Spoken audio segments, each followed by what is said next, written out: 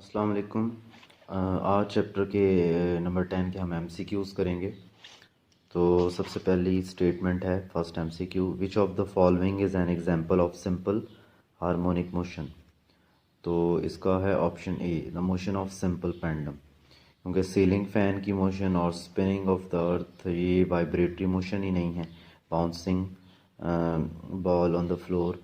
तो ये उसका option A. Second, if the mass of the bob of the pendulum is increased by the factor of 3, the period of the pendulum motion will, period mean time period। तो time period का formula आपने पढ़ा हुआ है pendulum के, T equals to 2π√L/g।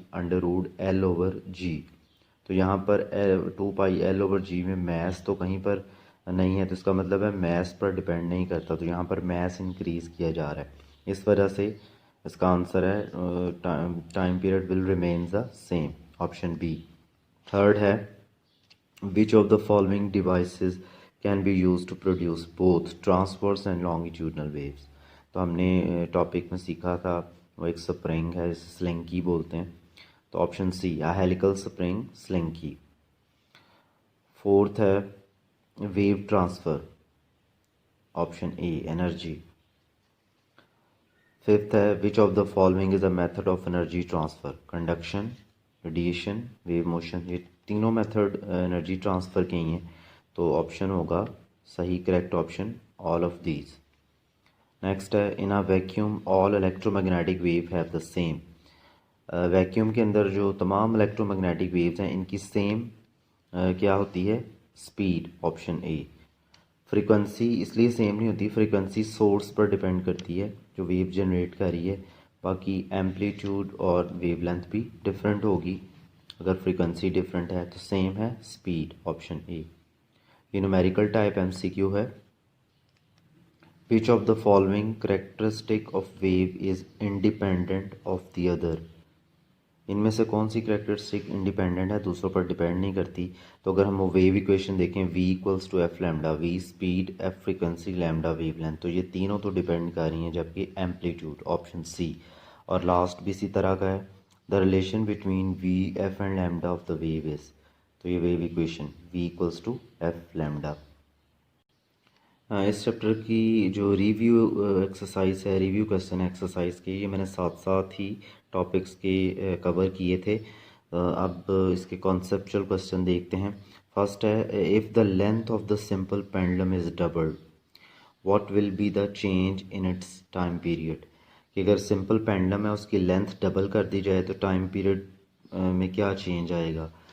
तो ये इसके लिए ये थोड़ी सी कैलकुलेशन है। टाइम पीरियड का फार्मूला होता है टी इक्वल्स टू 2π√L/g, और कंडीशन क्या है कि लेंथ डबल करनी है, तो L की जगह पे हम लिखेंगे 2L। तो टाइम पीरियड में जो चेंज आएगा उसको T डैश से रिप्रेजेंट किया है मैंने। तो पुट करते हैं फार्मूले में वैल्यू, 2π√L की जगह 2L/g। अब ये जो 2 में है इसको सेपरेट करते हैं, तो ये सेपरेट √2 इस तरह लिखा, और बाकी फार्मूला वैसे ही 2πL/g। तो ये जो 2πL/g है ये t है, इसकी जगह पे t लिख दिया, तो पता चला कि टाइम पीरियड जो है वो लेंथ डबल करने पर √2 टाइम इंक्रीज कर जाएगा। सेकंड क्वेश्चन है 10.2, a ball is dropped from the certain height on to the floor and keeps bouncing, is the motion of the ball simple harmonic, explain. तो एक बॉल है जिसको drop किया जाए सर्टेन हाइट से, तो वो बार बार बाउंस बैक होती है, तो इसकी मोशन कोई सिंपल हार्मोनिक मोशन है या नहीं, तो इसको एक्सप्लेन करना है। तो पहली बात तो ये कि इस केस में जो बॉडी की मोशन है, यानी जो बॉल ड्रॉप की जा रही है हाइट से, इसकी मोशन वाइब्रेटरी मोशन नहीं है, क्योंकि मुसलसल बाउंसिंग की वजह से हर दफ़ा इसकी जो हाइट है वो चेंज होती जाएगी, और कोई फिक्स पोजीशन नहीं है जिसके अबाउट ये वाइब्रेट करे बॉल। तो इस वजह से, क्योंकि सिंपल हार्मोनिक मोशन के लिए कंडीशन है कि body should vibrate about a fix point, तो इसकी मोशन जो है वो वाइब्रेटरी मोशन नहीं है। तो इसका आंसर आप इस तरह से लिखेंगे, the motion of the ball drop from the certain height onto the floor and keep bouncing is not SHM, because in this case there is no fixed position about which the ball is bouncing. Next question है a student performed two experiment with the simple pendulum. He or she used two bobs of different masses by keeping other parameters constant. To his her astonishment, the time period of the pendulum did not change. Why? कि एक कोई student है वो इसने experiment में different message की Bob use की हैं पेंडुलम के लिए, बाकी पैरामीटर कांस्टेंट रखते हुए, लेकिन टाइम पीरियड में चेंज नहीं आया। तो फार्मूले के मुताबिक हमें पता है कि टाइम पीरियड जो है वो मैथ्स पर डिपेंड नहीं करता। बॉब चेंज करने से मैथ्स चेंज होगा, तो टाइम पीरियड सिर्फ डिपेंड करता है लेंथ पर और एक्सेशन ड्यू टू ग्रेविटी पर। तो हम इसके आंसर में लिखेंगे because time period does not depend on maths. Fourth question है what type of wave do not require any material medium for their propagation. तो ये टॉपिक वेव मोशन में आपने वेव की टाइप्स पढ़ी थी, उनकी प्रोपगेशन के लिहाज से एक टाइप थी कि जिसके लिए उनकी वेव की प्रोपगेशन के लिए मटेरियल मीडियम लाजमी है, वो मैकेनिकल वेव्स हैं, और जिनके लिए मटेरियल मीडियम लाजमी नहीं है वो कौन सी वेव्स थी, इलेक्ट्रोमैग्नेटिक वेव। तो इसका आंसर होगा electromagnetic waves do not require any medium for their propagation. इस एग्जांपल में आप एक्स रेज, रेडियो वेव्स लिख सकते हैं एग्जांपल।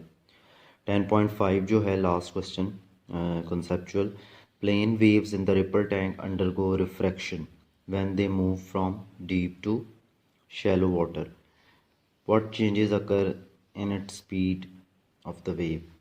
तो आपने रिपल टैंक में उसकी प्रॉपर्टी रिफ्रैक्शन पढ़ी थी, जिसमें जब मीडियम चेंज होता है तो वेव लेंथ चेंज होती है और इसके अलावा स्पीड भी चेंज होती है। तो उन्होंने पूछा कि स्पीड में क्या चेंज आएगा जब वो डीप से शैलो वाटर में जाए, गहरे से कम गहरे पानी में जाए। तो जब वेव गहरे पानी से कम गहरे पानी में जाती हैं तो ये फिगर बनी हुई है,